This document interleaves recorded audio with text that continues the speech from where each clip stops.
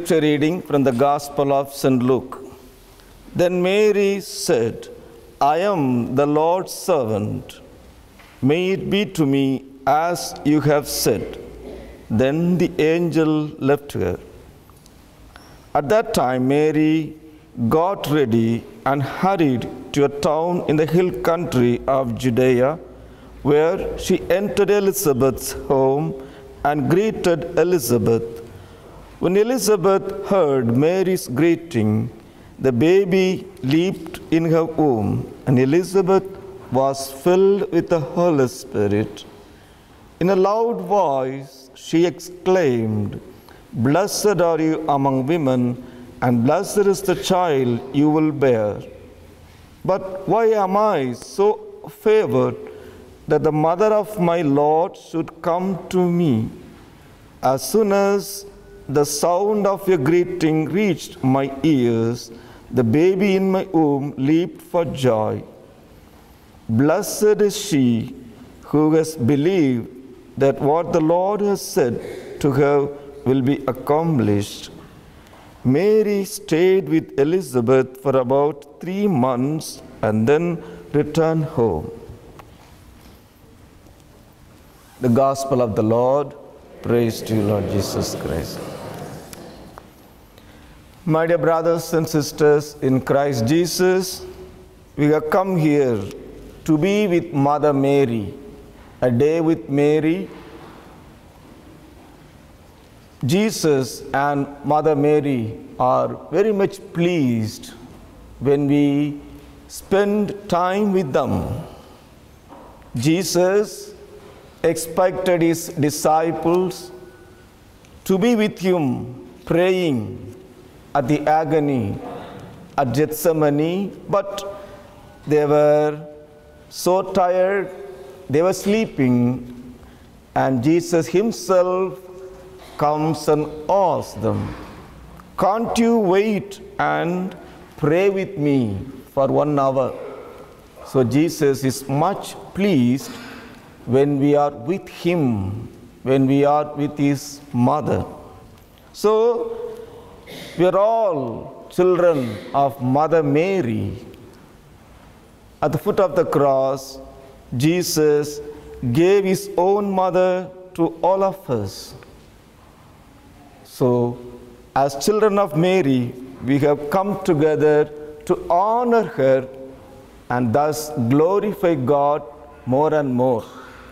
The Gospel today, we see the spirituality of Mother Mary, a total dedication to God and total openness to serve others. The response, Thy will be done, fiat. Whatever you say, I accept. Let it be done to me as you have told. Unconditional yes to God's plan. In the salvation history, we come across so many people, Old Testament and New Testament, we see God choosing so many people to bring forth his plan, starting from Abraham, then kings, prophets, judges. In the New Testament also we see the call of John the Baptist, and Mother Mary is chosen. The role of Mother Mary is indispensable in the plan of God's salvation. And God is sending his angel Gabriel for the plan of salvation, and Mother Mary says totally yes. When we read the passage just before that, all promises are given to Mother Mary. He will be the Son of the Most High. He is so powerful. He will be king in David's line of sovereignty. All positive and all high adjectives. But what actually happens, we see, starting with the suspicion of St. Joseph, then there is no place for child Jesus. The time of delivery has come. They were going door after door, knocking for a place. At the end, a cowshed was the place where she has to give birth, the Savior of the world. So at every time, there would have been a conflict. Is it so?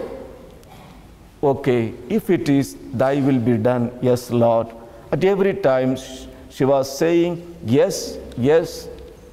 Total yes, unconditional yes to God's plan.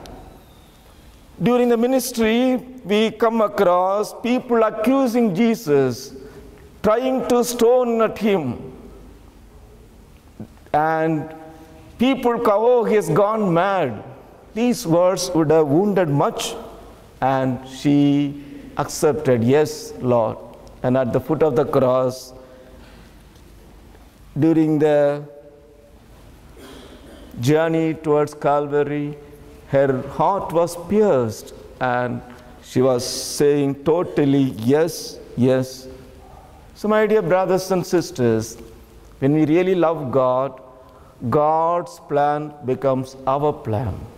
Whatever God wants, let it be done. We pray, we want to please God, but we reserve something to ourselves. There are some attachments, some weaknesses that are clinging on to us. We never give up. We pray, we try to love God, but our love is not total. We are not saying unconditionally yes to Jesus. We reserve something. We sometimes justify, oh, all people are like that, why not I? And we tend to remain in those weaknesses and attachments, and our total love for God becomes defective. So today, as children of Mother Mary, let us ask for a special grace to accept God's will. Whatever comes on our way, we have to accept totally. Without any reservation and condition, we have to accept God's will. And Mother Mary told, I am the handmaid of the Lord. I am a slave to God. And her spirituality continues. We come across immediately she left for the hill country of Judea. From Galilee to Judea, around 80 miles, she walks all alone and goes to the house of Elizabeth and Zachariah. And 3 months, she is a servant there. I am the servant of the Lord, but she serves Elizabeth 3 months as a servant girl. So her spirituality comes to perfection. She loves God totally and unconditionally accepts God's will, God's plan, and now she comes to help others voluntarily. Elizabeth is in need of great help.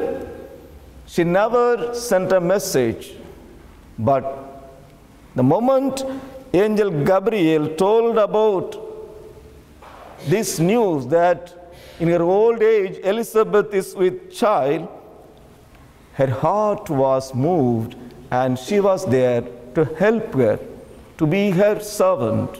So Mother Mary is servant of God and also servant of all human beings who are in need of help.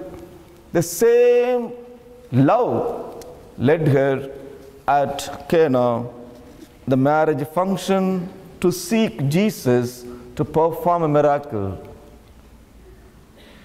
Shortage of wine, the marriage party would have been embarrassed. What to do? Confused state. But Mary was there, and she pleaded her son, and there was a great miracle. Water turned into wine. So, concern, realizing the needs of others, sensible to the need of others, going out of the way to help others is the other side of Mary we see in the Bible. If we close our eyes, then we are not true Christians. We have to see what happens around, and we have to go out to help others. That is what Mother Mary is showing to us and asking us to keep that love for others, the charity that comes out to show mercy and do merciful acts. So, my dear brothers and sisters, we have come here to honor Mother Mary and to glorify God. Let us learn the spirituality of total dedication of ourselves to God and to our brothers and sisters. Once there was a famous sportsman, athletic, and he earned so many medals, honors. He earned much money, and people donated much money to him. At his deathbed, he shared all his valuables, medals, and all bank accounts to two of his sons. One son built a big museum and put all his gold medals and all his certificates and invited people to see these medals, and all people came and praised his dad. Second son, on the other hand, he invested the money to educate children in the sports field, gymnasium and other equipments, sports activities, and he gave scholarship for children who are unable to go for special training and skills in sports. He gave them scholarship. In that way, he spent the money, and there were many more sportsmen who were formed out of that money. In the Marian spirituality, we need both of these. We have to honor Mother Mary. We have to say the rosary, sing hymns to Mother Mary, and we have to pray. That's as the first son did, showing at the same time the very important thing is that we have to live like Mother Mary. The second son really, with the money his father left, he encouraged many children and youngsters to be real sportsmen. And they in turn were praising their dad. Because of that man, we are all now sportsmen. Sometimes we forget the second part. We pray, but we never try to imitate Mother Mary.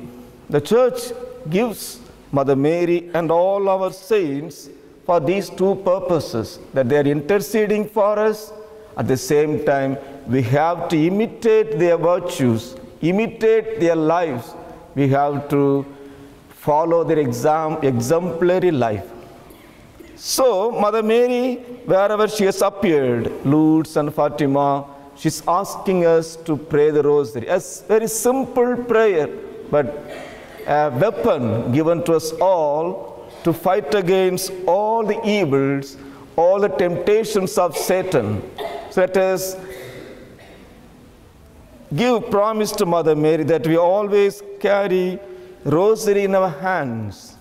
Let us never hesitate to take out and recite it in our buses, in our train, when on our journey. It's a real weapon. It's a sign to others as well that we are praying.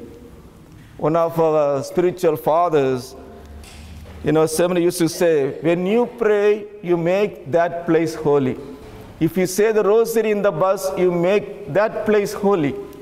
When you say the breviary, the priest, the church divine office prayer, when you are in the school or when you are in the presbytery, you make that place holy. So we need lot of graces to this world.